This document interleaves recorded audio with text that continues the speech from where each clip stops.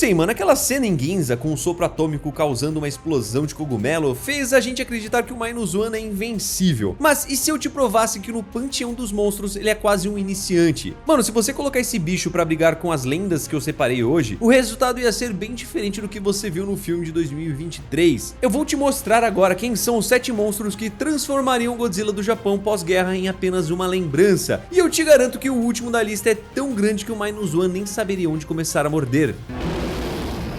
E pra você que caiu de paraquedas, o Godzilla do filme Minus One, dirigido pelo Takashi Yamazaki, foi um fenômeno. Ele ganhou o Oscar de efeitos visuais e trouxe de volta aquele clima de terror absoluto e desespero que a franquia original de 1954 tinha. O filme se passa logo depois da Segunda Guerra Mundial, né, com o Japão no zero, totalmente destruído e humilhado. E quando você pensa que não, o monstro chega pra deixar tudo no -1, sabe? Ele é uma metáfora física do trauma, né, da culpa e da radiação das bombas de Hiroshima e Nagasaki. Em termos técnicos, esse Godzilla tem 50 metros de altura e pesa umas 20 mil toneladas. Pra gente que é humano, isso é muita coisa, né? Mas no mundo dos kaijus, ele é quase um peso-pena. Ele foi desenhado para ser uma ameaça palpável, algo que os civis e os ex-militares tentam enfrentar com o que sobrou, né? Minas navais, canhões de navios de guerras antigos e aviões de hélice. A estrutura dele é focada em uma regeneração rápida demais e um sopro atômico que parece uma ogiva nuclear. Mas por mais que ele seja um kaiju mega poderoso,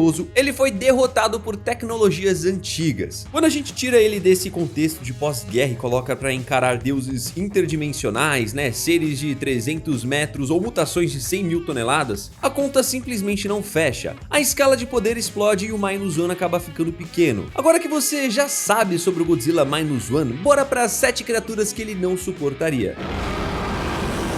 Pra gente começar aqui a nossa lista, eu tenho que falar do King Ghidorah, né, que a gente viu lá em King of the Monsters de 2019. Pra você entender o tamanho dessa encrenca, a gente tá falando de escalas completamente diferentes, né, enquanto o Godzilla do Japão tem 50 metros de altura, o Ghidorah é um colosso de quase 160 metros. Pra facilitar a conta, o Ghidorah é 3 vezes mais alto e pesa mais de 140 mil toneladas. Isso significa que ele é 7 vezes mais pesado que o Minus One. Na física de uma briga de monstros, o peso é quase tudo, né, e aqui a vantagem é humilhante.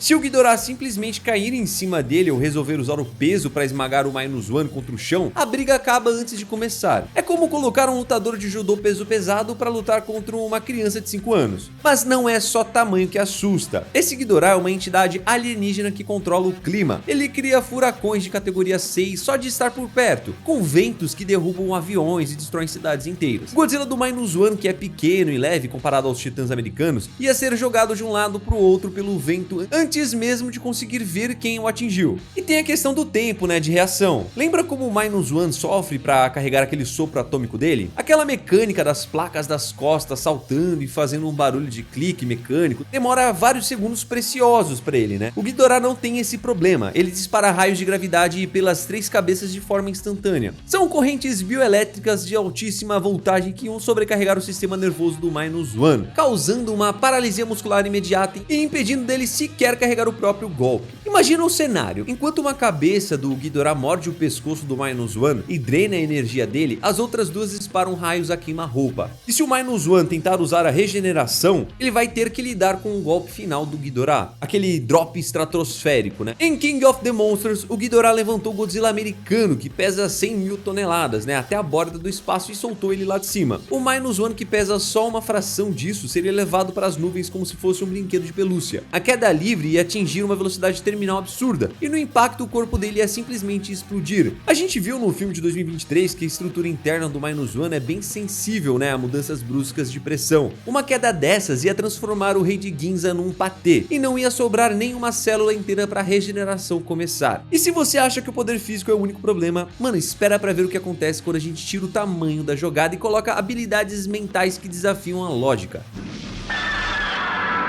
É aqui que entra o nosso segundo colocado. Agora a gente entra no Space Godzilla, lá da era Heisei, especificamente do filme de 1994. Eu vou explicar pra você porque esse confronto é injusto e honestamente beira o cruel. O Space Godzilla não é só um bicho forte com cristais nos ombros. Ele nasceu de células do próprio Godzilla, né, que foram parar num buraco negro e se fundiram com formas de vidas cristalinas espaciais. Isso deu pra ele poderes psíquicos que o Minus One nem consegue entender, e se bobear nem eu. Ele é um estrategista, né? Pra você ter uma ideia, a primeira coisa que ele fez é criar uma fortaleza de cristal. Ele espalha cristais gigantes pelo campo de batalha que funcionam como antenas drenando a energia da própria Terra, né, para carregar o poder dele. Imagina o Godzilla Minus One, que é uma criatura totalmente animal e territorial, tentando entender o que está acontecendo. O Space Godzilla usa uma habilidade chamada Tornado de Gravidade. Com um simples pensamento, ele já consegue erguer o Minus One do chão. Pensa bem, o Minus One pesa 20 mil toneladas, o que é muito pra gente, né, mas pro Space Godzilla é como levantar uma boneca de pano. Sem os pés no chão, o Minus One perde toda a alavancagem para poder lutar. Ele ia ficar flutuando, esperando no ar, né, sem ter como mirar o seu sopro atômico com precisão. E se ele tentasse, por um acaso, disparar mesmo assim, o Space Godzilla tem uma barreira de fótons, que é um escudo de energia que reflete ataques. O raio potente do Minus One bateria no escudo e voltaria direto na cara dele. Como o Minus One sofre dano térmico com o próprio tiro, ele ia acabar se nocauteando com o próprio poder. Enquanto esse Godzilla está indefeso no ar, né, o Space Godzilla começaria o bombardeio com o Corona Beam. Esse raio de energia é amarelado e tem uma característica terrível.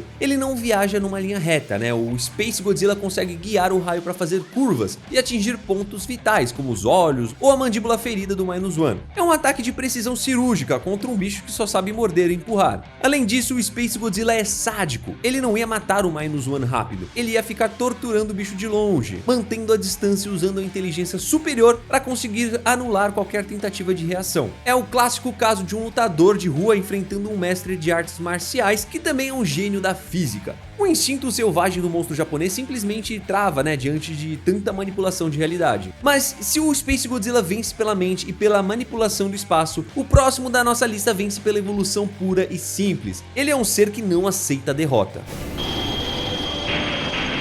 Muita gente gosta de comparar, né, o filme de 2016 com o de 2023, mas na hora do vamos ver, o Shin Godzilla está em outro patamar de existência. Para você ter uma ideia da disparidade disso daqui, o Shin tem quase 120 metros de altura e pesa mais de 90 mil toneladas. Comparado ao Minus One, ele é um arranha-céu ambulante que faz o nosso lagarto de 50 metros parecer um filhote. Mas o segredo dele não é só o tamanho, é o que ele consegue fazer com a energia e como o corpo dele responde às ameaças. O Minus One tem aquele sopro atômico, né, que causa uma explosão gigantesca, mas ele é lento, ele dá um tiro e o corpo dele quase entra em colapso, né, precisando de um tempo para poder regenerar os danos térmicos internos. O Shin Godzilla é o contrário, ele é um reator nuclear de fluxo contínuo, ele possui um sistema de radar biológico, isso significa que ele detecta qualquer coisa que se abra, né, seja um míssil ou um monstro rival, sem nem precisar olhar. Se o Minus One começar a carregar energia, o Shin detecta esse aumento térmico e reage instantaneamente. O corpo do Shin abre fendas nas costas e a ponta da cauda se transforma em um canhão secundário.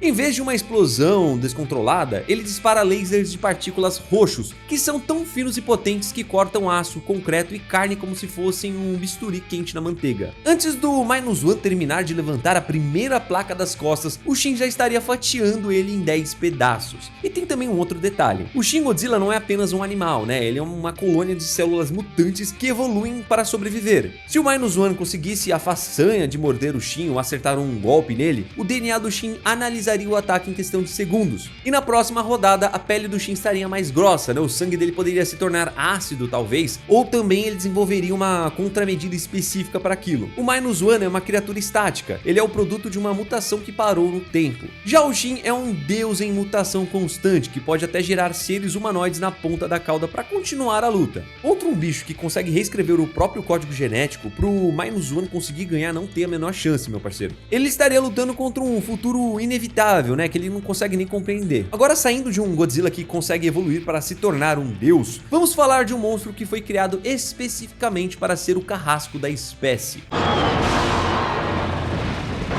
Agora, com nossa seguinte criatura da lista, temos o Destoroyah. Esse aqui é o verdadeiro pesadelo de qualquer fã da franquia, e tecnicamente ele é o oposto perfeito de tudo que o Minus One representa. O Destoroyah nasceu de algo poético, né, e terrível. Ele é o subproduto do Destruidor de Oxigênio, a arma química que matou o Godzilla original lá de 1954. Enquanto o Minus One é o produto da bomba que cria a vida radioativa, o Destoroyah é o produto da arma que aniquila a vida. Mano, eu vou te explicar porque esse confronto seria uma carnificina. Pra você entender, a maior arma do Godzilla do -1 não é o seu raio, mas a sua regeneração. Ele reconstrói tecidos e órgãos em segundos porque as células dele são programadas para se multiplicar a um ritmo frenético. O ataque do Destoroyah anula exatamente isso. O raio dele é carregado com microoxigênio, né, que é uma substância que não queima a pele. Ela dissolve a matéria em nível molecular. Ele quebra as ligações que mantêm as células unidas. Se o -1 for atingido, não sobra base para poder regenerar. É como tentar reconstruir uma parede de tijolos enquanto alguém está transformando os tijolos em areia. Ao invés de conseguir se curar, o corpo do -1 ia começar a liquefazer, né, virando uma sopa de dentro para fora. Além disso, o Destoroyah, na sua forma final, tem 120 metros de altura e pesa 80 mil toneladas. Ele é mais que o dobro do tamanho do -1 e é 4 vezes mais pesado. Na porrada, ele ia dominar completamente. E tem a arma final também, né, aquele chifre laser dele. Em Godzilla vs Destoroyah em 1995, a gente viu esse chifre cortar a carne do Godzilla Heisei, que é muito mais resistente que a do -1, como se fosse manteiga quente. Num combate próximo, né, o Destoroyah ia simplesmente fatiar o -1, cortando braços, cauda e até a cabeça dele. Como o ferimento estaria contaminado com o próprio microoxigênio, o fator de cura do nosso herói de 2023 ia falhar miseravelmente. O Destoroyah não luta para dominar território, ele luta para consumir e extinguir. E o -1 seria apenas um banquete de radiação para ele. Saindo agora desse monstro que derrete tudo que toca, a gente vai para algo que não é apenas um monstro, mas sim um ecossistema inteiro comprimido em forma de ser vivo.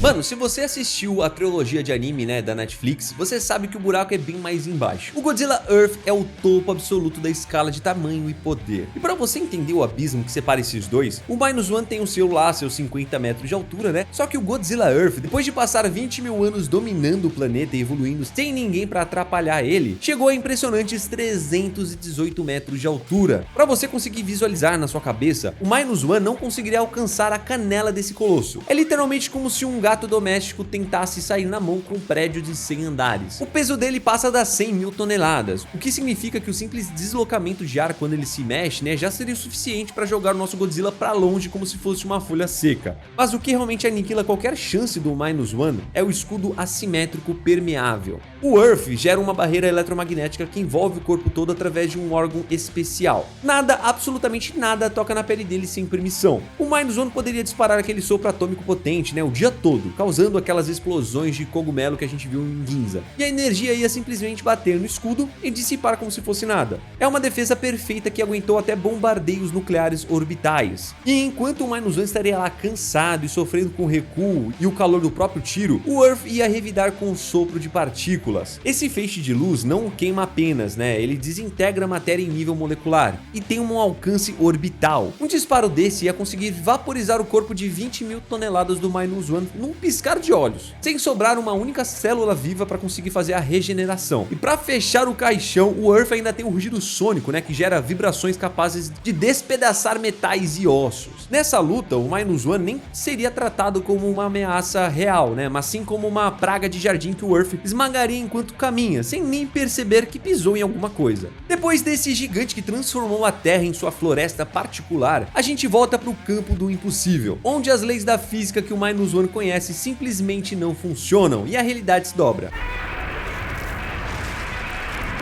Mano, esse monstro seguinte aqui, ele veio direto da mesma trilogia do próprio Godzilla Earth. E ele é um ser de outra dimensão, que quebra qualquer lógica de luta que você conheça. O Void Ghidorah não é só um monstro grande, ele é um ser que descartou o corpo físico para virar energia. Nas animações da Netflix, a gente vê que ele se manifesta como 3 pescoços dourados quilométricos, que saem de portais no céu, ignorando totalmente a gravidade e o tempo. E aqui tá um nó na cabeça. O Void Ghidorah é intangível para quem vive na nossa terceira dimensão. Ele existe numa dimensão superior, o que significa que o Godzilla do -1 ia tentar morder, ia tentar usar as garras ou disparar aquele sopro atômico devastador e tudo ia passar direto por ele, como se ele estivesse tentando socar a luz de uma lanterna ou de um holograma. Não existe transferência de impacto físico ou térmico. Enquanto o -1 se cansa e sofre com o recuo do próprio raio, o Ghidorah nem sente o golpe. Só que o Ghidorah ele consegue sim morder e tocar o Minus One. É uma luta onde um lado é um fantasma e o outro é feito de carne e osso. O Ghidorah do vazio ele não quer só te morder, ele quer drenar a sua energia vital. Ele ia sugar toda a radiação que alimenta o reator biológico do Minus One, como se fosse um canudinho. Lembra que a regeneração do nosso lagartão depende totalmente de energia radioativa? Pois é, o Ghidorah ia secar essa fonte em segundos, deixando o Minus One mumificado, frio e sem forças para se curar. Sem ter como encostar no inimigo e vendo sua própria vida ser sugada por um deus dourado do espaço, o Minus One ia morrer de puro desespero e exaustão. É o nível máximo de superioridade dimensional que a ficção já criou. E para fechar essa lista com chave de ouro, a gente vai sair das telas e entrar no mundo dos quadrinhos da IDW. Para falar de uma criatura que muita gente esquece porque nunca apareceu nos cinemas, né, em nenhum filme, mas que é tão absurda que faz tudo o que eu te mostrei até agora parecer miniatura. Se você achou Godzilla Earth grande, prepara o coração pro próximo problema. Lá nos quadrinhos da IDW, na série Governantes da Terra, a gente conhece a Magita. Ela é a rainha dos Trilópodes, uma raça alienígena que viaja pelos cosmos consumindo o DNA de monstros. Mano, mas esquece tudo que você sabe sobre escala, tá? A Magita é uma montanha de biomassa ambulante que desafia qualquer lógica. Ela é descrita como tendo quase 1 quilômetro de altura e uma extensão que cobre o horizonte. No mundo das HQs, o Godzilla que enfrenta ela tem 100 metros e mesmo assim ele parece um action figure, sabe? Esquecido ali no chão, ao lado de um prédio de 300 andares. E pra você entender o nível do massacre, o Godzilla do Minus One com seus 50 metros seria invisível pros olhos da Magita. Sabe quando você caminha pela calçada e nem percebe que pisou numa formiga ou num grão de areia? É exatamente esse o papel do Minus One nessa luta. A Magita não precisaria nem atacar. Se ela decidisse dar um passo pra frente, a pressão do ar deslocada pela massa dela e o peso do pé de milhões de toneladas iam transformar o Minus One num tapete de carne antes mesmo dele conseguir rugir. A Magita resistiu ao ataque combinado de quase todos os monstros da Terra juntos. A gente tá falando do Godzilla, do Zilla, do Gorosaurus, Anguirus e muitos outros, todos atacando ao mesmo tempo. O sopro atômico do Minus One, que a gente acha incrível e potente, para ela seria como um brilho de um fósforo tentando derreter uma geleira no Alasca. Ela é a definição de evento de extinção local. O Godzilla da IDW só conseguiu começar a ferir a carapaça dela depois de absorver a energia de todos os outros monstros e usar o sopro espiral dele, uma das formas mais apelonas do Rei dos Monstros. O Minus One mal arranharia a casca superficial dela. Ela é o fim da linha, né? A criatura que prova que por mais assustador que você seja no quintal pós-guerra, sempre tem algo no multiverso que pode te ignorar até a morte por puro desinteresse. Se você curtiu, já deixa o like e se inscreve no canal. Fique com Deus, um abraço a nós, tchau!